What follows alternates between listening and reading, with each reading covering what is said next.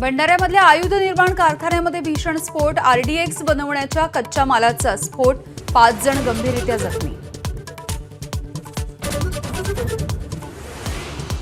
राज्यामध्ये वाहन प्रवास महागला. एसटी तिकीट दरामध्ये आजपासून 15% वाढ, तर रिक्षा आणि टॅक्सीचं किमान भाडं 1 फेब्रुवारीपासून 3 रुपयांनी वाढणार. परिवहन मंत्र्यांची एबीपी माझाला एक्सक्लुझिव्ह माहिती. महादेव मुंडेंची हत्या झालेल्या दिवशी वाल्मी कराडच्या मुलानं पोलिसांना 150 फोन का केले? भाजपचे आमदार सुरेश धस यांचा सवाल. हत्येचा तपास क्राईम ब्रांचकडे देण्याची मागणी.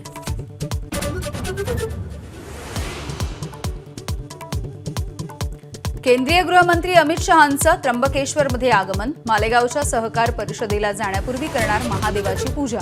उपमुख्यमंत्री एकनाथ शिंदे आणि अजित पवार दोघेही सोबत. ऑपरेशन शिवधनुष्य आणि ऑपरेशन टायगर सुरू.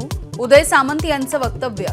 ठाकरेंच्या शिवसेनेचे 450 कार्यकर्ते शिवसेनेमध्ये प्रवेश करणार. उदय सामंत यांनी आधी स्वतःला आणि त्यांच्या लोकांना सांभाळावं. ऑपरेशन धनुष्य बाणवरून संजय राऊतांचा घणाघात. तर उद्योगमंत्री दावोसला गुंतवणूक करण्यासाठी गेले होते की पक्ष फोडायला? शरद पवारांचा सवाल.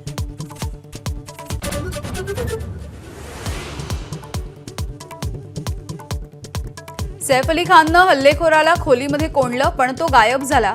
सैफनं पोलिसांना दिलेल्या जबाबाच्या नंतरही अनेक प्रश्न अनुत्तरित.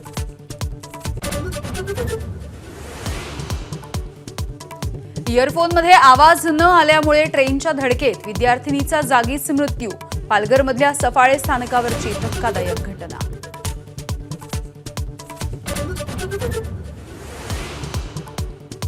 छावा चित्रपटामध्ये छत्रपती संभाजी महाराज आणि येसुबाईंना नृत्य करताना दाखवल्यामुळे शिवप्रेमी संतापले. सिनेमा प्रदर्शित करू न देण्याचा इशारा. तर माजी खासदार संभाजीराजेही म्हणाले, चुकलंच.